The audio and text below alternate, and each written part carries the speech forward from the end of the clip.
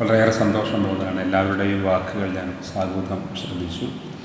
വളരെ മനോഹരമായിട്ട് പ്രിയപ്പെട്ട ലത്തീഫ് സാറും അനീഷ് സാറും പിന്നെ ജോൺ സാറൊക്കെ വളരെ മനോഹരമായി നല്ല അടുക്കും ചുറ്റുപാട് സംസാരിച്ചു. അയ്യൂബ്, ഭാര്യ, എല്ലാവർക്കും അവർക്ക് കഴിയുന്ന രീതിയിൽ സംസാരിച്ചിട്ടുണ്ട്, പരിചയപ്പെടുത്തി, യാത്രാനുഭവങ്ങളൊക്കെ പറഞ്ഞു. നമുക്ക് ഇന്നത്തെ ക്ലാസ്സിൻ്റെ ഒരു രീതി ഒന്ന് നമുക്ക് മനസ്സിലാക്കാം. സാർക്ക് എപ്പോഴാണ് പോകണ്ടേ? 1:30. അപ്പോൾ നമുക്കിന്ന് ഒരു ചെറിയ പ്രസംഗം ആദ്യം ഒന്ന് പ്രസംഗിച്ചിട്ട് പോവാം. പിന്നെ നിൽക്കുന്നവർക്ക് താഴെ 2 റൂമുണ്ട്, സൗകര്യമുണ്ട്, നിൽക്കാം. നാളത്തെ ക്ലാസ്സും കഴിഞ്ഞിട്ട് പോയാൽ മതി. ഞാൻ ഉച്ചവരെ ഇവിടെ ഉണ്ടാവുള്ളൂ. ഉച്ചയ്ക്ക് ശേഷം എനിക്കൊരു ക്ലാസ് ഉള്ളതുകൊണ്ട് അപ്പോൾ നിങ്ങൾക്ക് ഇവിടെ എന്ത് ചെയ്യാം, സ്വന്തമായിട്ട് പ്രാക്ടീസ് ചെയ്യാം. അവിടെ പറയാനുള്ളതൊക്കെ ഇവിടെ പറഞ്ഞു നോക്കാം. നാളെ ഞാൻ വരും. പിന്നെ ഭക്ഷണത്തിന് ഞാൻ നമ്പർ തരാം, അവരോട് ഭക്ഷണം എത്തിക്കും. പിന്നെ അനീസ് വാഹനമല്ലേ, പുറത്ത് പോയിട്ട് കഴിക്കണേ അങ്ങനെയും കഴിക്കാം, നിർബന്ധമില്ല. ഒരുപാട് ഹോട്ടലുണ്ട്, ഇവിടെ ചെറിയ ഹോട്ടലുണ്ട്, അപ്പുറത്ത് നമ്മുടെ വെസ്റ്റ് കൈപ്പുറം പോയാൽ അവിടെയുണ്ട്, തിരുവനന്തപുരം ഹൈലൻ, നല്ല നല്ല ഹോട്ടലുകളുണ്ട്, അതൊന്നും കുഴപ്പമില്ല. ഭാര്യ നിൽക്കുന്നുണ്ടോ? ഉറപ്പില്ല, ഉണ്ടെങ്കിൽ നിൽക്കട്ടെ, കുഴപ്പമില്ല. അയ്യോ റെഡിയായില്ല? Okay, yes. അപ്പോൾ കുഴപ്പമില്ല, താല്പര്യമുള്ളവർ നിൽക്കുക, മറ്റുള്ളവർ നിൽക്കുക. ഏതായാലും വളരെയധികം സന്തോഷം. എല്ലാവരും ഈ മുക്തകണ്ഠം പ്രശംസിക്കുകയാണ്. ഇനി നമുക്ക് അടുത്തത് ഒരു കൊച്ചു പ്രസംഗമാണ്. പ്രസംഗത്തിൻ്റെ കാര്യം ഞാൻ പറഞ്ഞല്ലോ, ഒരു ആമുഖം ഉണ്ടാവണം, വിഷയം ഉണ്ടാവണം, ഏറ്റവും അവസാനം എന്തുണ്ടാവണം, ഒരു കൺക്ലൂഷൻ, ഒരു ഉപസംഹാരം ഉണ്ടാവണം. ആമുഖം എന്ന് പറയുമ്പോൾ നമ്മുടെ മുമ്പിലുള്ള ആളുകളെ വണങ്ങലാണ്. ഇതാണ് ആമുഖം. ബഹുമാനപ്പെട്ട അധ്യക്ഷൻ, ഉദ്ഘാടകൻ, പ്രഗത്ഭ വ്യക്തിത്വങ്ങളെ, പ്രിയപ്പെട്ട സുഹൃത്തുക്കളെ, വിദ്യാർത്ഥികളെ എന്നൊക്കെ പറയുന്നത് ഇതിനാണ് ആമുഖം എന്ന് പറയാം. വിഷയം എന്ന് പറയുമ്പോൾ നമ്മളാ പറയാൻ ഉദ്ദേശിക്കുന്ന കാര്യങ്ങൾ അത് പിന്നെ അറിയാമല്ലോ. ഉപസംഹാരം എന്ന് പറയുമ്പോൾ നമ്മൾ നിർത്തുകയാണ്. ആ സമയത്ത് പറയേണ്ട ഇത്രയും സമയം എൻ്റെ വാക്കുകൾ കേൾക്കാൻ മനസ്സ് കാണിച്ച നിങ്ങൾക്ക് എല്ലാവർക്കും എൻ്റെ സ്നേഹവും സന്തോഷവും നന്ദിയും അറിയിച്ചുകൊണ്ട് ഞാൻ ഉപസംഹരിക്കുന്നു. ജയ് ഹിന്ദ്, അല്ലെങ്കിൽ നന്ദി എന്നൊക്കെ പറയുന്ന അതിനാണ് ഉപസംഹാരം. അപ്പോൾ ഈ 3 കാര്യം ഉണ്ടായ പ്രസംഗമായി. ഏതൊക്കെ വേണ്ട? ആമുഖം, വിഷയം, ഉപസംഹാരം. അപ്പോൾ ഇത് 3 ഉൾപ്പെടുത്തി നമുക്കൊരു കൊച്ചു പ്രസംഗം, ഒരു നിമിഷ പ്രസംഗം നമുക്ക് നിർവഹിക്കാം. അറിയൂ? റെഡി? ഓക്കെ ആണോ? എന്നാൽ അതിനു മുമ്പ് നമുക്ക് എന്തെങ്കിലും ഓരോ സംശയങ്ങളൊക്കെ ഉണ്ടാവില്ല മനസ്സിൽ, പ്രസംഗത്തെക്കുറിച്ചോ അല്ലെങ്കിൽ നമുക്ക് എന്തെങ്കിലും നമ്മുടേതായ വിഷയങ്ങളോ പ്രശ്നങ്ങളോ അത്തരം എന്തെങ്കിലും സംശയങ്ങളുണ്ടെങ്കിൽ ആദ്യം ഒരു ചോദ്യോത്തരവേള ആയിക്കോട്ടെ, അതിന് ശേഷമാവാം ആ ഒരു പ്രസംഗം. അപ്പോൾ ഞാൻ ആദ്യം ഇവിടെ നിൽക്കുന്നുണ്ട്. നിങ്ങൾക്ക് എല്ലാവർക്കും എന്നോട് എന്തെങ്കിലുമൊക്കെ ചോദിക്കാം. നമ്മുടെ ഉള്ളിലുള്ള എന്തും ചോദിക്കാം, എന്ത് സംശയങ്ങളും. പക്ഷെ നമ്മൾ ചോദിച്ചു കൊടുക്കുക എന്നുള്ളതല്ല, നമുക്ക് എന്തും ചോദിക്കാം. പ്രസംഗത്തെ എന്നല്ല, ലോകത്തുള്ള എന്തും ചോദിക്കാം. പക്ഷെ ഉദ്ദേശം എന്താവണം? ഈ ചോദിക്കുന്ന ആളെ ബുദ്ധിമുട്ടിക്കാനല്ല, നമുക്ക് കാര്യങ്ങൾ മനസ്സിലാവാനും ഇവിടെ നിൽക്കുന്ന ആൾക്ക് എന്തെങ്കിലുമൊക്കെ പറയാനും. അപ്പോൾ അവിടെ മൈക്കുണ്ട്, അപ്പോൾ അവിടുന്ന് ആരംഭിക്കാം. ലത്തീഫ് സാറാണ് ആരംഭിക്കാം. എന്തും ചോദിക്കാട്ടോ, മതപരം, രാഷ്ട്രീയം, മനഃശാസ്ത്രം, പ്രസംഗത്തെക്കുറിച്ച്, ഈ അക്കാദമിയെക്കുറിച്ച്, എന്തും ആവാം.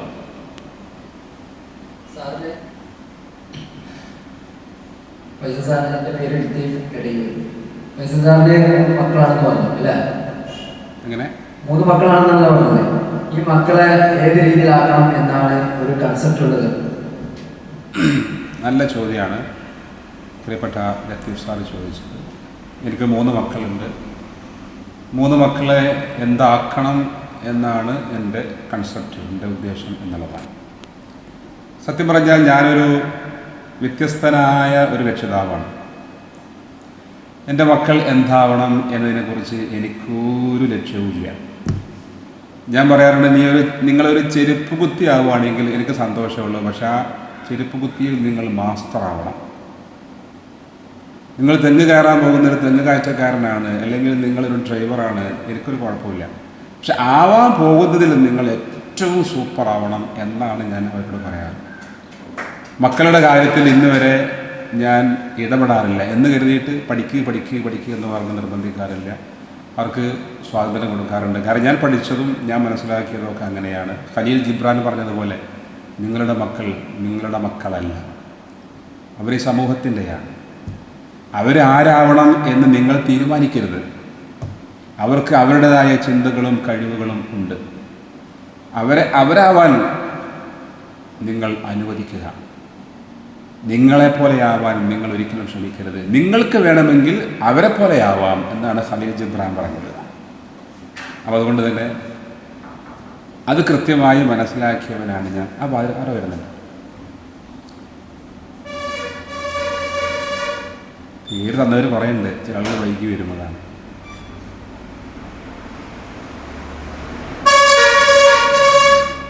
യെസ്, വരും. വാതിലൊന്ന് ക്ലോസ് ചെയ്താൽ. ഞാൻ പറഞ്ഞു വരുന്നത്, നമുക്ക് വേണമെങ്കിൽ അവരെ പോലെയാവാം, ഒരിക്കലും അവർ നമ്മളെ പോലെയാവണം എന്ന് പ്രതീക്ഷിക്കരുത്.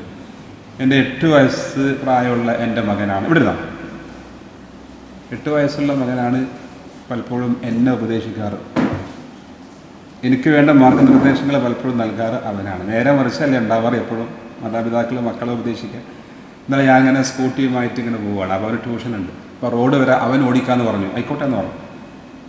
അവൻ ആ റോഡ് എത്തിയപ്പോൾ എന്നോട് പറഞ്ഞു, ഇനി നിങ്ങൾ ഓടിച്ചോളി, ചെക്കിങ്ങൊക്കെ ഉണ്ടാവാൻ സാധ്യതയുണ്ട് എന്ന് പറഞ്ഞിട്ട് എന്നെ ഉപദേശിച്ചുകൊണ്ട് എന്നോട് വണ്ടി ഓടിക്കാൻ പറഞ്ഞു. ഞാൻ ചിലപ്പോൾ വാഹനം എടുക്കുമ്പോൾ ഹെൽമെറ്റ് ഇല്ലെങ്കിൽ നിങ്ങളെ കൊടുക്കാൻ പോകുന്നത് ഹെൽമെറ്റ് എവിടെ എന്ന് ചോദിച്ച് എന്നെ ഇങ്ങോട്ട് ഉപദേശിക്കാറുണ്ട്. അതുകൊണ്ട് തന്നെ അവർക്ക് വേണ്ട എല്ലാ നിർദ്ദേശങ്ങളൊക്കെ നൽകി അങ്ങനെ അവരവരെ കഴിവൊക്കെ വളർത്തിയെടുക്കാൻ സഹായിക്കുന്നത് കൊണ്ട് തന്നെ അൽഹംദുലില്ലാ മൂത്ത മകൻ ഹാഫിളായിട്ടുണ്ട്.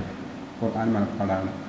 അവൻ്റെ പ്രയത്നം കൊണ്ട് തന്നെ അവൻ നേരത്തെ സാറ് പറഞ്ഞ പോലെ സിംഗപ്പൂരാണ് അവൻ പഠിക്കുന്നത്. ഇപ്പോൾ ഡിഗ്രി കഴിഞ്ഞു. അവൻ ഈ ഫ്ലൈറ്റിൻ്റെ ഒക്കെ മെക്കാനിക്കൽ എഞ്ചിനീയറിംഗ് പഠിക്കുകയാണ്. രണ്ടാമത്തവൻ CA ആണ്. CA കഴിഞ്ഞപ്പോൾ ഫൈനലാണ്. മൂന്നാമത്തെ കുട്ടി 8ാം ക്ലാസ്സിലാണ്. സന്തോഷമായിട്ട് പോകുന്നു. എൻ്റെ മറുപടി ലത്തീഫ് സാർക്ക് തൃപ്തികരമായിരിക്കുമെന്ന് പ്രതീക്ഷിക്കാം. ഓരോ ചോദ്യം എല്ലാവരും ചോദിക്കും. ഞങ്ങളിങ്ങനെ തുടങ്ങിയതാണ്. ചെറിയ ചോദ്യോത്തര വേളയാണ് കേട്ടോ. ഓക്കെ. നമ്മൾ പല സ്ഥലങ്ങളിലും പല രീതിയിലുള്ള പരിശീലന ക്ലാസ്സുകളും കാണാറുണ്ട്. അതിൽ നിന്നെല്ലാം വളരെ വിഭിന്നമായിട്ടാണ്, വളരെ പ്രാക്ടിക്കലായിട്ടാണ് ഇവിടെ നടക്കുന്നത്. ഈ പ്രസംഗ പരിശീലന ക്ലാസ് ആണെങ്കിലും അതിനോടനുബന്ധപ്പെട്ട ഏത് ക്ലാസ് ആണെങ്കിലും. അപ്പോൾ ഇങ്ങനെ ഒരു സംരംഭം തുടങ്ങുവാൻ സാറിന് എവിടെ നിന്നാണ് ഒരു മോട്ടിവേഷൻ ലഭിച്ചത്? റൈറ്റ്. ചോദിക്കുന്ന രീതിയിൽ ചെറിയൊരു വ്യത്യാസം വന്നിട്ടുണ്ട്, പ്രത്യേകം മനസ്സിലാക്കുക. ചോദ്യം ചോദിക്കുമ്പോൾ എപ്പോഴും എന്ത് ചെയ്യണമെന്നറിയാം. എൻ്റെ പേര് അനീസ് എന്നാണ്, ഞാൻ കൊണ്ടോട്ടിയിൽ നിന്ന് വരുന്നു എന്ന് പറഞ്ഞുകൊണ്ടായിരിക്കണം ചോദ്യം ചോദിക്കേണ്ടത്. അത് നമ്മൾ ഇവിടെ മാത്രമല്ല, നമ്മൾ എവിടെയെങ്കിലുമൊക്കെ ഇതുപോലെ ഒരു ഫംഗ്ഷനിലൊക്കെ പങ്കെടുക്കുമ്പോൾ, നമ്മുടെ നാട്ടിലാണെങ്കിൽ കുഴപ്പമില്ല, അവിടെ നമുക്ക് പേരറിയാം, സ്ഥലം അറിയാം. പക്ഷേ നമ്മൾ പുറത്ത് ഏതെങ്കിലുമൊക്കെ ഒരു പ്രോഗ്രാമിൽ പോകുമ്പോൾ അവിടെ ഇങ്ങനെയുള്ള ചോദ്യോത്തര വേളയൊക്കെ ഉണ്ടെങ്കിൽ ജസ്റ്റ് പേരൊന്ന് പറയാം, സ്ഥലം പറയാം. എൻ്റെ പേര് അനീസ് എന്നാണ്, ഞാൻ കൊണ്ടോട്ടിൽ നിന്ന് വരുന്നു, എനിക്ക് ചോദിക്കാനുള്ളത് എന്ന് പറഞ്ഞുകൊണ്ടായിരിക്കണം ചോദ്യം. ഓക്കെ. മറുപടി പറയുമ്പോഴും ഞാൻ പറയുന്ന കാര്യം ശ്രദ്ധിക്കണം. വേഗം മറുപടി പറയാൻ പാടില്ല. ഒരു സൈക്കോളജിക്കൽ വേ ഉണ്ട്, ഒരു മെത്തേഡുണ്ട്. ആ രീതിയിലേ മറുപടി പറയാവും. എങ്ങനെ മറുപടി പറയണം? ആദ്യം ഈ പറഞ്ഞ ആളെ ഒന്ന് അംഗീകരിക്കണം. പിന്നെ ആ ചോദിച്ച ചോദ്യം ഒന്ന് ഞാൻ റിപ്പീറ്റ് ചെയ്യണം. ശേഷമേ മറുപടി പറയാൻ പറ്റും. എന്താണ് അതിൻ്റെ സൈക്കോളജി? ചോദിച്ച വ്യക്തി ഒന്ന് അംഗീകരിക്കുമ്പോൾ അനീസ് നല്ലൊരു ചോദ്യമാണ് ചോദിച്ചത് എന്ന് പറഞ്ഞ് ഒന്ന് സപ്പോർട്ട് ചെയ്താൽ നമ്മൾ പറയുന്ന ഉത്തരം എന്തായാലും അദ്ദേഹം സ്വീകരിക്കും. രണ്ടാമത് ആ ചോദ്യം ഒന്ന് റിപ്പീറ്റ് ചെയ്ത് കഴിഞ്ഞാൽ, ചിലപ്പോൾ ആ ചോദ്യം ചോദിച്ചപ്പോൾ എല്ലാവരും ചോദ്യം മനസ്സിലാവാൻ സാധ്യതയില്ല എല്ലാവർക്കും. അപ്പോൾ ഞാൻ ഒന്ന് റിപ്പീറ്റ് ചെയ്യുമ്പോൾ എന്തായിരുന്നു ചോദ്യം എന്ന് എല്ലാവർക്കും മനസ്സിലാവും. നോക്കൂ, എൻ്റെ മറുപടി നോക്കൂ. അനീസ് നല്ലൊരു ചോദ്യമാണ് ചോദിച്ചത്. അദ്ദേഹത്തെ ഞാൻ പ്രത്യേകം അഭിനന്ദിക്കുകയാണ്. അദ്ദേഹം ചോദിച്ചത് ഈ രംഗത്തേക്ക് വരാൻ വ്യത്യസ്തമായ രീതിയിൽ ഈ ഒരു സ്ഥാപനം തുടങ്ങാനുള്ള ഒരു മോട്ടിവേഷൻ എന്തായിരുന്നു എന്നാണ്. അതിനെക്കുറിച്ച് പറയുകയാണെങ്കിൽ ശിവഖാരിയുടെ ഒരു പുസ്തകമുണ്ട്, യു ക്യാൻ വിൻ എന്ന്. അതിൽ പറയുന്നുണ്ട്, ആളുകൾ വ്യത്യസ്തമായ കാര്യങ്ങൾ ചെയ്യുന്നില്ല, പക്ഷേ വിജയികൾ കാര്യങ്ങൾ വ്യത്യസ്തമായി ചെയ്യുന്നു എന്ന് ഒരു വാചകമുണ്ട്. അത് എന്നെ വല്ലാതെ സ്വാധീനിച്ചു. എല്ലാവരും ചെയ്യുന്ന കാര്യങ്ങൾ തന്നെയായിരിക്കാം ചില ആളുകൾ, പക്ഷെ അവർ വ്യത്യസ്തമായി ചെയ്യുമ്പോൾ അവർക്കൊരു പുരോഗതി ഉണ്ടാകുന്നു. പ്രസംഗ പരിശീലനം അങ്ങനെ തന്നെയാണ്. പ്രസംഗം എന്ന് മാത്രമല്ല, കൗൺസിലിംഗ് ആയാലും മറ്റെന്തും ഇതൊക്കെ എല്ലാവരും ചെയ്യുന്നുണ്ട്. OH റഹ്മാൻ എന്ന് പറയുന്ന ഒരു ട്രെയിനറുണ്ട്. അദ്ദേഹത്തിൻ്റെ കുറച്ച് ആളുകൾ എൻ്റെ അടുത്ത് കൊണ്ടിരുന്നു. എന്നോട് പറഞ്ഞു, ഞങ്ങൾ ഒരുപാട് ട്രെയിനിങ് പ്രോഗ്രാം സംഘടിപ്പിക്കാറുണ്ട്, അതിൽപ്പെട്ട ഒന്നാണ് പബ്ലിക് സ്പീക്കിംഗ്. അപ്പോൾ അതിൻ്റെ ഒരു നേതൃത്വം നിങ്ങൾക്ക് പറ്റുമോ? ഒരു മാസം ഞങ്ങൾ ഏകദേശം 1 ലക്ഷം 2 ലക്ഷമൊക്കെ ഞങ്ങൾക്ക് ഇൻകം ഉണ്ട്, നിങ്ങൾ ഞങ്ങളൊപ്പം കൂടുമോ എന്ന് ചോദിച്ചു എന്നോട്. എൻ്റെ കൊന്നിട്ട് ഞാനെന്ത് പറയുവാണെങ്കിൽ കൂടാമായിരുന്നു, പക്ഷേ എൻ്റെ ഫ്രീഡം നഷ്ടമാകുമല്ലേ. ഞാൻ പറഞ്ഞു, ഞാൻ നിങ്ങളെ കൂടെ കൂടിയാൽ പിന്നെ ഞാനല്ലാതെ ആവും. അതുകൊണ്ട് എനിക്ക് എൻ്റേതായൊരു വഴിയുണ്ട്. എല്ലാവരും പോകുന്ന വഴിയിലൂടെ അല്ലല്ലോ, ഒരു വ്യത്യസ്തമായി സഞ്ചരിക്കുമ്പോഴാണ് നമുക്ക് നമ്മുടേതായ ഒരു ഐഡൻറ്റിറ്റി, ഒരു എന്താ പറയുക, എന്നും ചെയ്യുന്ന എല്ലാവരും ചെയ്യുന്നത് നമ്മൾ ചെയ്യുമ്പോൾ നമുക്കൊരു പ്രത്യേകത ഉണ്ടാവില്ല. അതെന്തെങ്കിലും ഡിഫറൻസ്. ഇപ്പോൾ ഉദാഹരണമായിട്ട് നമ്മളിപ്പോൾ ടൂറ് പോയി, എല്ലാവരും നല്ല ഫീസൊക്കെ വാങ്ങാറുണ്ട്. ആരെങ്കിലും ഫ്രീ കൊണ്ടുപോകും? നമ്മൾ കുറച്ച് പേരെ ഫ്രീ ആയിട്ട് കൊണ്ടുപോയി, ഒരു പൈസയും എടുക്കാതെ. ചില ആളുകൾക്ക് നമ്മൾ വെറും കുറച്ച് പകുതി പൈസ ഒക്കെ നമുക്ക് ആരെ ചെയ്യാം. അപ്പോൾ അങ്ങനെയൊക്കെ ചെയ്യുമ്പോൾ നമ്മളൊരു വ്യത്യസ്തത നമുക്കുണ്ടാകും, ഒരു സന്തോഷം ഉണ്ടാകും. നമുക്ക് ചില നെഗറ്റീവ് അനുഭവങ്ങളൊക്കെ ഉണ്ടാവാം. അപ്പോൾ അത്തരത്തിൽ എന്തെങ്കിലുമൊക്കെ ഒരു ഡിഫറൻസ് വേണം എന്നൊരു ചിന്താഗതി എനിക്ക് സ്വയം, മറ്റുള്ളവരുടെ ഒരു മോട്ടിവേഷൻ, ഒരു ഇൻറ്റേർണൽ, എൻ്റെ സ്വയം ഒരു ഉൾപ്രേരണ കൊണ്ട് അങ്ങനെ വരുന്നതാണ്. ഈ സ്ഥാപനവും അങ്ങനെ തന്നെയാണ്. ഈ സ്ഥാപനം ഇവിടെ ആരംഭിക്കുമ്പോൾ മൂക്ക് കീഴ്പ്പെട്ടായ എല്ലാ ആളുകളും എന്നെ കുറ്റപ്പെടുത്തിയിരുന്നു. എല്ലാവരും പറയും, വളാഞ്ചേരിയൊക്കെ ആണെങ്കിൽ ആളുകൾ വരും, നെടുങ്കോട്ടൂർ എന്ന് പറയുന്ന ഈ ഒരു ഗ്രാമത്തിലേക്ക്, ഈ കുഗ്രാമത്തിലേക്ക് ആര് വരാനാ? നിനക്ക് ഭ്രാന്ത എന്ന് ഞങ്ങൾക്ക് സംശയം ഉണ്ടായിരുന്നു, ഇപ്പോൾ ഉറപ്പായി എന്ന് പറഞ്ഞുകൊണ്ട് എന്നെ ഭ്രാന്തനാക്കിയിരുന്നു പല ആളുകളും. പക്ഷേ ഈ ബ്രൈറ്റ് അക്കാദമിയിലേക്ക് ഇന്ന് വന്നത് എവിടുന്ന? തിരുവനന്തപുരത്തിൻ്റെ ഒരു അറ്റത്തു നിന്നാണ്. ആലോചിച്ച് നോക്കുക നിങ്ങൾ. അദ്ദേഹം ഇന്നലെ യാത്ര ചെയ്ത് തൃശ്ശൂരിൽ വന്ന് അവിടെ റൂമെടുത്ത് പിന്നെ അവിടുന്ന് ഷൊർണൂരിലേക്ക് വന്ന് ഷൊർണൂരിൽ നിന്ന് ഒരു ടാക്സി വിളിച്ചിട്ടാണ് ഇവിടെ എത്തിയത്. ഇതേപോലെ കഴിഞ്ഞ പ്രാവശ്യം വടകരക്കപ്പുറം ഒരു ഡോക്ടർ വന്നത്, അവിടുന്ന് ടാക്സി വിളിച്ച് ഇവിടെ 6000 രൂപയാണ് ടാക്സിക്ക് മാത്രം അദ്ദേഹം കൊടുത്തത്. ടാക്സി വിളിച്ചാൽ ഇതിന് പോകും ചെയ്യും 6000 രൂപ. അപ്പോൾ നമുക്കൊരു ഉറപ്പുണ്ട് എങ്കിൽ വ്യത്യസ്തമായ കാര്യങ്ങൾ ചെയ്യാം. ആളുകൾ കുറ്റപ്പെടുത്തും, ആളുകൾ പരിഹസിക്കും, ആളുകൾ ഈ കളിയാക്കും, പക്ഷെ അതിലൊന്നും നമ്മൾ പതറാതെ നമ്മുടെ ആ ലക്ഷ്യത്തിലേക്ക് നമ്മൾ കുതിച്ചാൽ, നമ്മളിങ്ങനെ അവഗണനകൾ, കളിയാക്കലുകൾ വരട്ടെ, നമ്മളെ കാര്യങ്ങൾ ചെയ്യാം, അപ്പോൾ നമുക്ക് വിജയം ഉണ്ടാകും എന്ന ഒരു ലക്ഷ്യവും ഒരു ഉറപ്പും എനിക്കുള്ളത് കൊണ്ടാണ് ഈ ഒരു വ്യത്യസ്തമായ മേഖലയിലേക്ക് ഞാൻ എത്തിയത്. എൻ്റെ മറുപടി അനീസിന് തൃപ്തികരമായിരിക്കും എന്ന് പ്രതീക്ഷിക്കുകയാണ്. മറുപടി പറഞ്ഞു കഴിഞ്ഞ ശേഷം ഇങ്ങനെ പറയണം, എൻ്റെ മറുപടി താങ്കൾക്ക് തൃപ്തികരമായിരിക്കും എന്ന് പ്രതീക്ഷിക്കുന്നു. ഓക്കെ.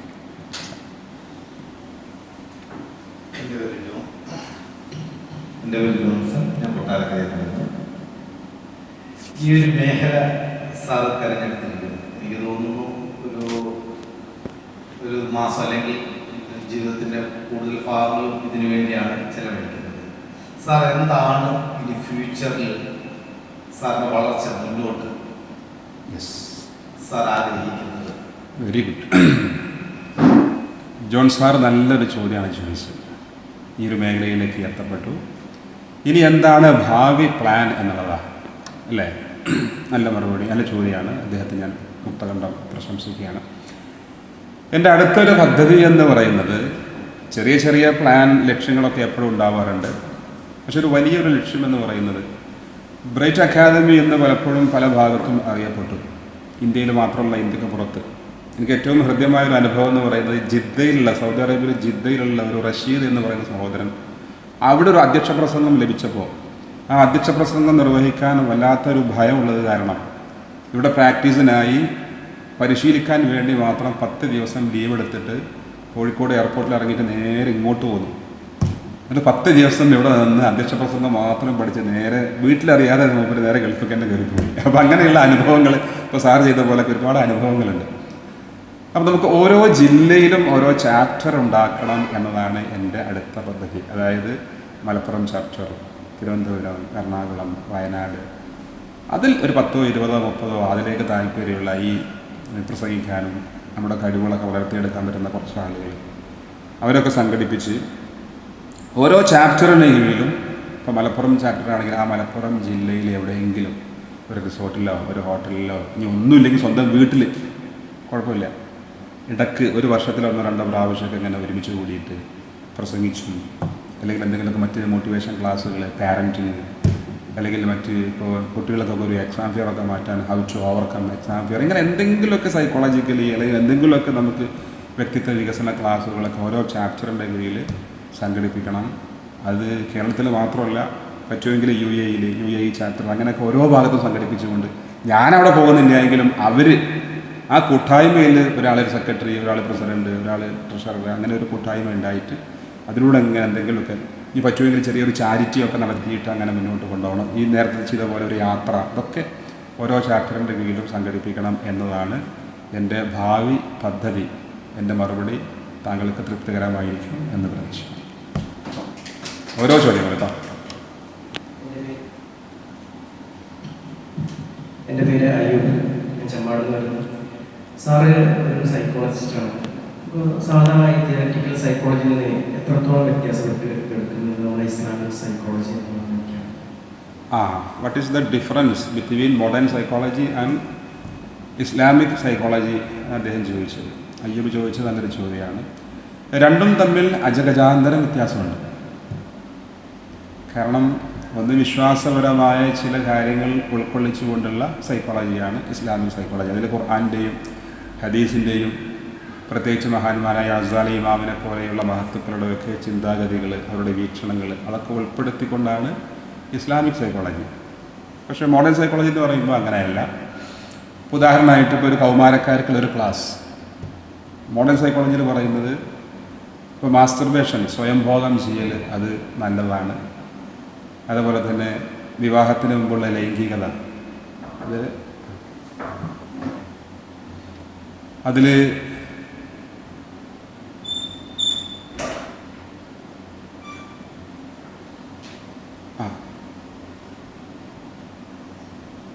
അവിടെ ഇരിക്കും, ഞാൻ പറയാം, 5 മിനിറ്റ് കേട്ടോ. സുരക്ഷിതമായ ലൈംഗികത, അതിനെക്കുറിച്ച് കുട്ടികൾക്ക് പഠിപ്പിച്ചു കൊടുക്കണം എന്നൊക്കെയാണ് മോഡേൺ സൈക്കോളജിയിൽ. പക്ഷേ ഇസ്ലാമിക് സൈക്കോളജി ആകുമ്പോൾ മാസ്റ്റർബേഷൻ എന്ന് പറയുന്നത് ഹറാമാണ്, സ്വയംഭോഗം ഹറാമാണ്. അതുപോലെ വിവാഹത്തിന് മുമ്പുള്ള ലൈംഗികത, ശാരീരിക ബന്ധം തികച്ചും ഹറാമല്ലേ. അപ്പോൾ ഇങ്ങനെ എടുത്തു പറയുകയാണെങ്കിൽ ഒരുപാട് കാര്യങ്ങൾ നമുക്ക് തെറ്റായിട്ട് വരും. മോഡേൺ സൈക്കോളജിയിൽ ചിലതൊക്കെ നമുക്ക് അനുവദനീയമായിട്ട് വരും. അപ്പോൾ നമ്മൾ അല്ലദീന യസ്തമിഊന ഖൗല ഫയത്തബിഊന അഹ്സന ഉലൈക അല്ലദീന ഹദാഹുമുല്ലാഹു വ ഉലൈക ഹുമുൽ അൽബാബ് എന്നാണ് ഖുർആൻ പറയുന്നത്. അതായത് എന്തും നിങ്ങൾ കേൾക്കണം, അതാര് പറഞ്ഞാലും, ഏത് മനഃശാസ്ത്രം പറഞ്ഞാലും, ഏത് പ്രഭാഷകൻ പറഞ്ഞാലും, പക്ഷേ ഏറ്റവും നല്ലത് മാത്രം സ്വീകരിക്കുക. യത്തബിഊന അഹ്സന, നല്ലത് ഉൾക്കൊള്ളുക. നല്ലതല്ല എന്നുണ്ടെങ്കിൽ അതിനൊക്കെ നമ്മൾ എന്ത് ചെയ്യുക? തള്ളുക. ഉലൈക അല്ലദീന ഹദാഹുമുല്ലാഹ്, അവരാണ് ഹിദായത്ത് ലഭിച്ചവർ. വ ഉലൈക ഹുമുൽ അൽബാബ്, അവരാണ് ബുദ്ധിമാന്മാർ. അപ്പോൾ മോഡേൺ സൈക്കോളജി ആയാലും NLP സൈക്കോളജി ആയാലും ഒക്കെ അതിൽ പറയുന്ന കാര്യങ്ങളൊക്കെ നമ്മൾ കേൾക്കണം, മനസ്സിലാക്കണം. പക്ഷേ നമ്മുടേതായ വിശ്വാസ പ്രമാണങ്ങൾക്ക് യോജിച്ചത് മാത്രം നമ്മൾ അക്സെപ്റ്റ് ചെയ്യുക, സ്വീകരിക്കുക. ബാക്കിയുള്ളതൊക്കെ തള്ളുക. തള്ളേണ്ടത് തള്ളുക, കൊള്ളേണ്ടത് കൊള്ളുക. അവനാണ് ബുദ്ധിമാൻ എന്നാണ് ഖുർആൻ പറയുന്നത്. ഏതായാലും രണ്ടും തമ്മിൽ അജഗജാന്തരം വ്യത്യാസമുണ്ട്. എൻ്റെ മറുപടി അയ്യൂബിന് തൃപ്തികരമായിരിക്കും എന്ന് പ്രതീക്ഷിച്ചു.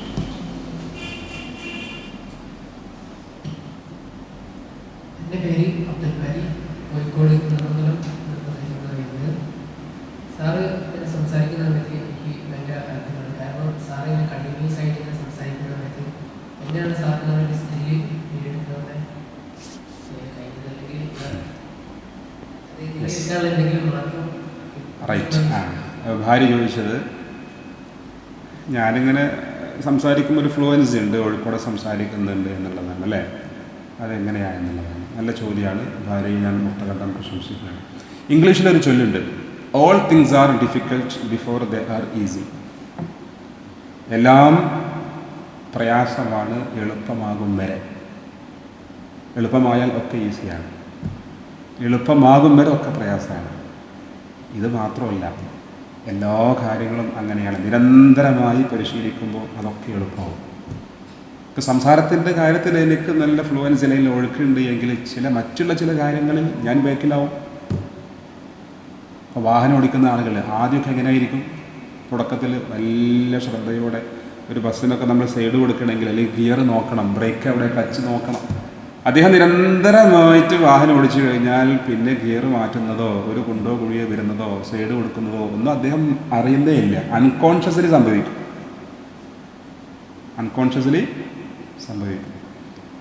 അതായത് അബോധ മനസ്സിന് സംഭവിക്കും. അതിനെന്ത് ചെയ്യണം? അത്രമാത്രം നമ്മൾ പ്രാക്ടീസ് ചെയ്യണം. അപ്പോൾ എനിക്കിങ്ങനെ സാധിക്കുന്നുണ്ട് എങ്കിൽ അതിൻ്റെ ഒരു കാരണം എനിക്കത് കഴിഞ്ഞത് എൻ്റെ നിരന്തരമായ പരിശീലനം കൊണ്ടാണ്. ഭാര്യ നിരന്തരമായിട്ട് പരിശീലിക്കുകയാണെങ്കിൽ താങ്കൾ ഭാര്യയ്ക്കും ഇത് കഴിയും എന്ന് ഞാൻ ഉറപ്പിച്ചു പറയുന്നു. NLP സൈക്കോളജി പറയുന്നുണ്ട്, ഒരു കാര്യം ഒരാൾക്ക് ചെയ്യാൻ പറ്റുമെങ്കിൽ അത് ആരുടെയും കുത്തകയല്ല, അത് പഠിച്ച് പ്രാക്ടീസ് ചെയ്താൽ ആർക്കും പറ്റുമെന്നാണ് മനഃശാസ്ത്രം പറയുന്നത്. അപ്പോൾ ഇത് ഒരു വലിയ കാര്യമൊന്നുമല്ല. താങ്കൾ കൃത്യമായി പരിശീലിക്കുകയാണെങ്കിൽ താങ്കൾക്കും പറ്റും. എൻ്റെ മറുപടി ഭാര്യയ്ക്ക് തൃപ്തികരമായിരിക്കും എന്ന് പ്രതീക്ഷിക്കുന്നു. എന്തെങ്കിലുമൊക്കെ ചോദിക്കാം? പേര് പറഞ്ഞു കേട്ടോ. എൻ്റെ പേര് ആമിനത്ത് നജ്മ. ഞാൻ വേങ്ങര നിന്നാണ് വരുന്നത്. ഞാനൊരു ടീച്ചറായിട്ട് വർക്ക് ചെയ്യാണ്. അപ്പോൾ കുറേ ചാൻസസ് കിട്ടാറുണ്ട് സംസാരിക്കാൻ വേണ്ടിയിട്ടൊക്കെ. പക്ഷെ സംസാരിക്കാറുണ്ട്. പക്ഷെ എപ്പോഴായാലും എനിക്കൊരു ഫിയറാണ് സംസാരിക്കുമ്പോൾ. അപ്പോൾ അത് മാറ്റിയെടുക്കാൻ എന്താ വഴി എന്നുള്ള അത് വിചാരിച്ചിട്ടാണ് ഞാൻ ഇങ്ങോട്ട് വന്നത്, ഒരു പ്രാക്ടീസ് കിട്ടാന്നുള്ള രീതിയിൽ. ഞാൻ എത്താൻ വൈകി, ഇറങ്ങാനും വൈകി, വീട്ടിലെ പണികളൊക്കെ കഴിഞ്ഞ് ഇറങ്ങിയപ്പോൾ വൈകിപ്പോയി. ഓക്കെ, നജ്മ നല്ലൊരു ചോദ്യം ചോദിച്ചത്. അവസരങ്ങളുണ്ട്, ടീച്ചറായിട്ട് വർക്ക് ചെയ്യുന്നു, പ്രസംഗിക്കാൻ അവസരം കിട്ടുമ്പോൾ അത്യാവശ്യമൊക്കെ പറയും. എന്നാലും ഈ ഫിയർ, ഒരു ഉൾഭയം ഉള്ളിലുണ്ട് എന്നുള്ളതാണ്. ഇതിനെക്കുറിച്ച് പറയുമ്പോൾ ആദ്യം ഭയം എന്ന് പറയുന്നത് നെഗറ്റീവ് അല്ല, അത് പോസിറ്റീവാണ് എന്നാണ് ആദ്യം നമ്മൾ ചിന്തിക്കേണ്ടത്. ഭയം ഉണ്ടാവാൻ കുറേ കാരണമുണ്ട്. ഇപ്പം നിങ്ങൾ ആ ഇരുന്നു കൊണ്ട് പ്രസംഗം ശ്രവിക്കുന്ന ആ ഒരു എനർജി പോരാ എനിക്ക് സംസാരിക്കാൻ, കുറച്ചുകൂടി എനർജി വേണം. ഈ എനർജി ഉണ്ടാവണമെങ്കിൽ നമുക്കൊരു പ്രത്യേക ഹോർമോൺ ഉള്ളിൽ ഉണ്ടാവേണ്ടതുണ്ട്. അതിന് പറയുന്ന പേരാണ് അഡ്രിനാലിൻ എന്ന് പറയും. അത് എന്തൊരു കാര്യവും, പ്രത്യേകിച്ച് നമ്മൾ സ്ഥിരം ചെയ്യാത്തൊരു കാര്യം ചെയ്യുകയാണെങ്കിൽ ഒരു എനർജി വേണം. ഒരു ഉദാഹരണമായിട്ട് ഒരു നായ നമ്മളെ കടിക്കാൻ വേണ്ടി വരികയാണ്. നായ കടിക്കാൻ വേണ്ടി വരുമ്പോൾ നമുക്ക് രണ്ട് കാര്യം ചെയ്യാം. ഒന്നുകിൽ ഫൈറ്റ് അല്ലെങ്കിൽ ഫ്ലൈറ്റ്. ഫൈറ്റ് പറഞ്ഞ നായമായിട്ട് നമ്മൾ മഞ്ഞിടും, അടിച്ച് ഓടിക്കും നായനെ. അല്ലെങ്കിൽ ഫൈറ്റ്, ഓടി രക്ഷപ്പെടും. ഓടാനും ഫൈറ്റ് ചെയ്യാനും എന്ത് വേണം? കുറച്ച് എനർജി വേണ്ടേ? വേണ്ടേ? മൂന്നാമത്തെ ഒരു കാര്യമുണ്ട്, അതിന് ഫ്രൈസ് എന്ന് പറയാം. അതായത് ഓടാനും വയ്യ, നായനെ അടിച്ച് ഓടിക്കാനും വയ്യ, ആകെ തരിച്ചു പോകും. ഇത് അപൂർവേ സംഭവിക്കാറുള്ളൂ. അയ്യപ്പൻ തയ്യാറ് നായ അടിക്കാൻ വരുമ്പോൾ ഓടും. അതിന് എന്താ പറയുക? ഫ്ലൈറ്റ് എന്ന് പറയും. ഭാര്യ തയ്യാറ് ഓടും. ഇങ്ങനെ തരിച്ചിരിക്കുന്ന അപൂർവം ചില സന്ദർഭങ്ങൾ ഉണ്ടാവാറുള്ളൂ. എൻ്റെ ജീവിതത്തിൽ അങ്ങനെ ഒരു സന്ദർഭം ഉണ്ടായിരുന്നില്ല, ഞാൻ തരിച്ചു പോയി. ഞാൻ എൻ്റെ വീട് ഒരു കുറച്ച് എന്താ പറയുക, തോട്ടം പ്രദേശമാണ്. അപ്പോൾ ഈ ആന വന്നു ഒരു ദിവസം മരം പിടിക്കാൻ. ഒരു ടേണിങ്ങിലെത്തിയപ്പോഴാണ് ആന നേരെ മുന്നിൽ. എനിക്ക് ഓടാനും വയ്യ, ആനയായിട്ട് ഫൈറ്റ് ചെയ്യാനും വയ്യല്ലോ. ഞാനാകെ തരിച്ചു പോയി. അപ്പോൾ എന്ത് ചെയ്തു? ഞാനിങ്ങനെ മതിലിനോട് ചാരി നിന്നു. ആന എന്നെ ചാരിങ്ങാണ്ട് അങ്ങനെ പോയി, ഒന്നും ഉപദ്രവിക്കാതെ. ആനപ്പാപ്പാൻ പുറത്തുണ്ട്. ആന പോയിട്ടും എൻ്റെ തരിപ്പ് മാറിയില്ലേ. ഞാൻ പിന്നെ കുറച്ച് എൻ്റെ കണ്ണുറക്കുന്നത്. അപ്പോൾ ആനയില്ല, ആരുമില്ല. അപ്പോൾ അങ്ങനെ അപൂർവം. ഏതായാലും അധികം ഉണ്ടാവാറ് ഫൈറ്റ് അല്ലെങ്കിൽ ഫ്ലൈറ്റാണ്. ഈ രണ്ടിനും ഒരു എനർജി വേണം. ആ എനർജി ഉണ്ടാവാൻ പ്രകൃതി നൽകുന്ന ഒരു കാര്യമാണ് ഈ അഡ്രിനാലിൻ. അപ്പോൾ ബസ്സിൽ കണ്ടക്ടർ നമ്മളെ കയ്യിൽ നിന്ന് ടിക്കറ്റ് വാങ്ങുന്നു, പൈസ വാങ്ങുന്നു, ബാക്കി തരുന്നു, നടക്കുന്നു, രണ്ട് കൈയും വിടുന്നു. നമ്മൾ ഒരു കൈ വിട്ട് കഴിഞ്ഞാൽ നമുക്ക് വലിയ പ്രശ്നമാണ്. ശരിയല്ലേ? എന്തുകൊണ്ടാണ് കണ്ടക്ടർക്ക് അത് ഫീൽ ചെയ്യാത്തത്? കണ്ടക്ടർ നിരന്തരമായിട്ട് ചെയ്തു. ബസ് ഇളകുന്നുണ്ട്, പക്ഷെ കണ്ടക്ടർ അത് ഫീൽ ചെയ്യുന്നില്ല. ഇതുപോലെ ഈ അഡ്രിനാലിൻ, ഈ ഹോർമോൺ എല്ലാവർക്കും ഉണ്ട്. പക്ഷേ അത് പുറത്തേക്ക് പ്രകടമാവാതിരിക്കലാണ് നമ്മുടെ മിടുക്ക്. ആ പ്രകടമാവാതിരിക്കണമെങ്കിൽ നിരന്തരമായിട്ട് പരിശീലിക്കുക. നിരന്തരമായിട്ട് പരിശീലിക്കുമ്പോൾ ഉള്ളിൽ ആ ഒരു ഫിയർ ഉണ്ട് എങ്കിലും അത് ആളുകൾക്ക് അറിയില്ല. എത്ര തന്നെ എന്തൊക്കെ ചെയ്താലും ഈ ഫിയർ മുഴുവനായിട്ട് പോവില്ല. ഒരു പുതിയ വേദിയിൽ പോകുമ്പോൾ കുറച്ച് ഭയം എന്നാലും ഉണ്ടാവും. പക്ഷെ ആ ഭയം, ഞാൻ പറഞ്ഞല്ലോ, സുകുമാർ അഴീക്കോടിന് ഒരു 10,000 ആളുകൾ അഭിസംബോധന ചെയ്തിട്ട് പിന്നെയും ഒരു പുതിയ വേദിയിലെത്തുമ്പോൾ അദ്ദേഹത്തിന് എന്തുണ്ടാവാറുണ്ട്? ചെറിയൊരു പേടി ഉണ്ടാവാറുണ്ട്. പക്ഷെ അത് മറ്റുള്ളവരെ അറിയാതെ അങ്ങനെ പോവുക. പിന്നെ ചെയ്യാനുള്ളത് എന്താ അറിയോ? ധൈര്യം അഭിനയിക്കുക. എനിക്ക് പേടിയാന്ന് പറയുന്നതിന് പകരം എനിക്ക് നല്ല ധൈര്യമുണ്ട്, എനിക്ക് നല്ല ആത്മവിശ്വാസമുണ്ട്, എനിക്ക് കഴിയുമെന്ന് മനസ്സിനോട് പറയാം. കുറേ അഭിനയിക്കുമ്പോൾ പിന്നെ ആ അഭിനയം ഒരു ശീലമായി മാറും. മമ്മൂട്ടി, മോഹൻലാലൊക്കെ അവരുടെ ആദ്യത്തെ സിനിമ കണ്ടു കഴിഞ്ഞാൽ നമ്മളെന്തായാലും ബോധം കെട്ടുപോലും. അത്ര മോശമായ അഭിനയം. മഞ്ഞിൽ വിരിഞ്ഞ പൂക്കളാണ് മോഹൻലാലിൻ്റെ ആദ്യത്തെ സിനിമ. അത് കണ്ടുകൊണ്ടു മോഹൻലാലിന് ഒന്നിനും കഴിയില്ല. പക്ഷേ അദ്ദേഹം അത് അഭിനയിച്ച് പിന്നെ ഇപ്പോൾ ലാസ്റ്റൊക്കെ സിനിമ വരുമ്പോൾ ഇദ്ദേഹം ഇത് ജീവിക്കുകയാണോ അഭിനയിക്കുകയാണോ എന്ന് പോലും അറിയാത്ത അവസ്ഥയിലെത്തി. ഒറ്റ ട്രാക്കിൽ അത് കംപ്ലീറ്റ് ഓക്കെ ആവാണ്. മമ്മൂട്ടിയാലും അങ്ങനെ തന്നെയാണ്. അപ്പോൾ നമ്മളെന്ത് ചെയ്യുക? ഭയം ഉണ്ടെങ്കിലും ധൈര്യം അഭിനയിച്ചുകൊണ്ട് കുറേ ചെയ്യുമ്പോൾ നമ്മുടെ മനസ്സിനൊരു പ്രത്യേകത എന്താ അറിയാം? മനസ്സിൽ നമ്മൾ എന്താണോ അഭിനയിക്കുന്നത് മനസ്സിൽ അക്സെപ്റ്റ് ചെയ്യും. ഇപ്പോൾ ഒരു സിനിമ നമ്മൾ കാണുന്നു, സിനിമ അത് കൃത്രിമമാണ്, അഭിനയമാണ് നമുക്കറിയാം. പക്ഷേ സിനിമയിൽ ഒരു കരച്ചിൽ വരുന്ന രംഗം വന്നാൽ നമുക്ക് കണ്ണ് നനഞ്ഞു പോകും. ചിലപ്പോൾ നമ്മൾ ചിരിച്ചു പോകും. എന്തിനാണ് ചിരിക്കുന്നത്? നമ്മൾ എന്തിനൊക്കെ അറിയാം, അവരത് അഭിനയിക്കില്ലേ. പക്ഷെ അത് ആർക്കറിയില്ല, മനസ്സിനറിയില്ല. മനസ്സ് എന്ത് കാണുന്നു, എന്ത് മനസ്സിലേക്ക് കൊടുക്കുന്നു, അത് മനസ്സ് കുറേ കഴിയുമ്പോൾ അക്സെപ്റ്റ് ചെയ്യും. അപ്പോൾ എനിക്ക് നല്ല ധൈര്യമുണ്ട്, എനിക്ക് പറ്റും എന്ന് മനസ്സിനോട് പറയുക. അങ്ങനെ തന്നെ വിശ്വസിക്കുക, ധൈര്യം അഭിനയിക്കുക. പിന്നെ ഭയം ഉണ്ടെങ്കിൽ നേരത്തെ പറഞ്ഞ പോലെ തന്നെ ആ ചെറിയ ഭയത്തോടെ തന്നെ അങ്ങനെ സംസാരിക്കുക. കുറേ കഴിയുമ്പോൾ ആ ഭയം ഇങ്ങനെ മാറിപ്പോവും. ഭയം പൂർണ്ണമായിട്ട് മാറിയിട്ട് ഞാൻ പ്രസംഗിക്കാം എന്ന് കരുതണ്ട. എന്ത് കാര്യവും ഞാൻ ചോദിക്കട്ടെ, അയ്യൂബ് കല്യാണം കഴിച്ചിട്ടുണ്ടോ? കുട്ടികളുണ്ടോ? ആദ്യ രാത്രി കുറച്ച് ഭയം ഉണ്ടായിരുന്നു. ആദ്യ രാത്രി കുറച്ച് ഭയം ഉണ്ടായിരുന്നു. എന്തിനാ? ഭാര്യ ഉപദ്രവിക്കുമോ? ഒന്നുമില്ല. വളരെ സന്തോഷമായിട്ട് ഒരു ജീവിതം ആരംഭിക്കുകയാണ്. എന്നിട്ട് പോലും ഒരു തുടക്കമാണ്. ആ സമയത്ത് ഒരു പേടിയുണ്ടായി. അതുണ്ടാവും. കുട്ടി ഉണ്ടായ സമയത്ത് ഒരു ഭയം ഉണ്ടായിരുന്നോ? ആ പ്രസവത്തിൻ്റെ സമയത്ത് ഉണ്ടായിരുന്നില്ലേ? ഉണ്ടായിരുന്നു. ഇങ്ങനെ ജീവിതത്തിൻ്റെ ഓരോ ഘട്ടങ്ങളിൽ നമുക്ക് ഭയം ഉണ്ടാവും. അതിനെ പൂർണ്ണമായിട്ട് ഒഴിവാക്കാൻ നമുക്ക് പറ്റില്ല. നമ്മൾ നമ്മളെ കാര്യങ്ങൾ ചെയ്യുക. ഫഇദാ അസംത ഫതവക്കൽ അലല്ലാഹ് വസ്തഈൻ ബില്ലാഹ്. ഒരു കാര്യം തീരുമാനിച്ചു കഴിഞ്ഞാൽ ഫതവക്കൽ അലല്ലാഹ്, അള്ളാഹുവിനോട് അർപ്പിക്കുക, ദൈവത്തിൽ അർപ്പിക്കുക.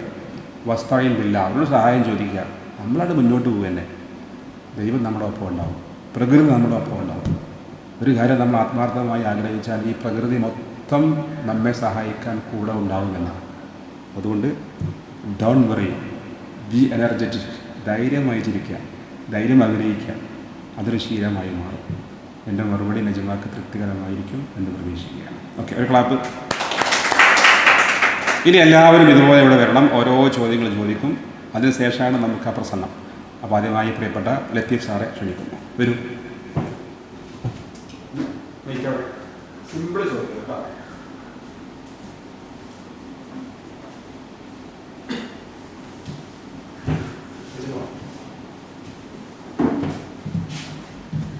എൻ്റെ പേര് അനീസ്, കൊണ്ടോട്ടിയിൽ നിന്നാണ് വരുന്നത്. താങ്കളുടെ ബിസിനസ്സുമായി ബന്ധപ്പെട്ട ചോദ്യമാണ്. താങ്കൾ എത്ര കാലമായി ഈ തടിക്കച്ചവടം എന്ന മേഖലയുമായിട്ട് പ്രവർത്തിക്കുന്നത്? എന്താണ് അതിൻ്റെ ഒരു സ്വഭാവം എന്നുള്ള അറിയാനാണ്. അനീസ് ചോദിച്ച ചോദ്യം കാലികമായി വളരെ പ്രസക്തമായൊരു ചോദ്യമാണ്. ചോദിച്ചത് ഇതാണ്: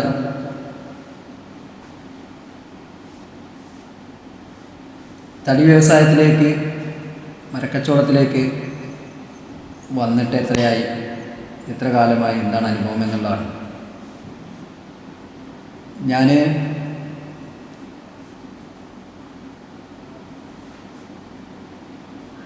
10ാം ക്ലാസ് വരെ പഠിച്ച് അത് കഴിഞ്ഞ്, അന്ന് പ്രീ ഡിഗ്രി ആണല്ലോ, പ്രീ ഡിഗ്രി കഴിഞ്ഞു ഒരു ഡിപ്ലോമ കോഴ്സിന് ചേർന്നു. അതിനുശേഷം ആ ഡിപ്ലോമ കോഴ്സ് കംപ്ലീറ്റ് ആവുന്നതിന് മുമ്പ് എൻ്റെ ഉപ്പാക്ക് തന്നെ ഈ തടിക്കച്ചവടം ഉണ്ടായിരുന്നു.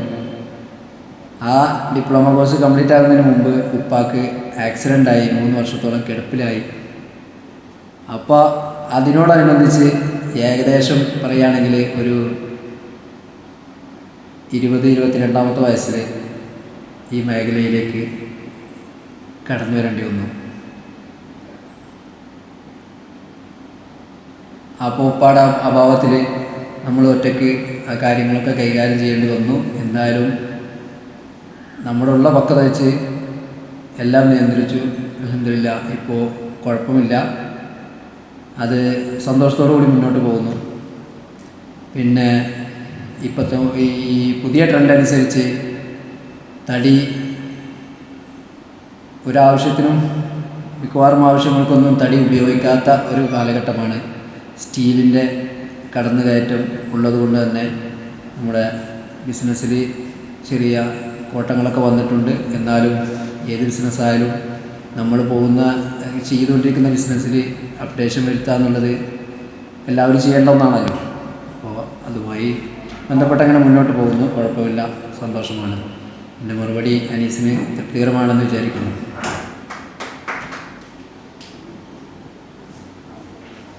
എൻ്റെ പേര് ജോൺസൺ, കൊട്ടാരക്കര. താങ്കൾക്ക് ഈ ബിസിനസ്സിൽ മുന്നോട്ട് പോകുമ്പോൾ എനിക്ക് തോന്നുന്നു 30 വർഷമായിട്ട് മേഖലയിലാണെന്ന് വിചാരിക്കും. എപ്പോഴെങ്കിലും ഇത് ലാഭകരമല്ല, ഇതിൽ നിന്നും വേറെ ഏതെങ്കിലും ഒരു ലാഭകരമായ അല്ലെങ്കിൽ സമാധാനമുള്ള അല്ലെങ്കിൽ സമ്പത്ത് കൂടുതൽ കിട്ടുന്ന ഏതെങ്കിലും ഒരു ബിസിനസ്സിൽ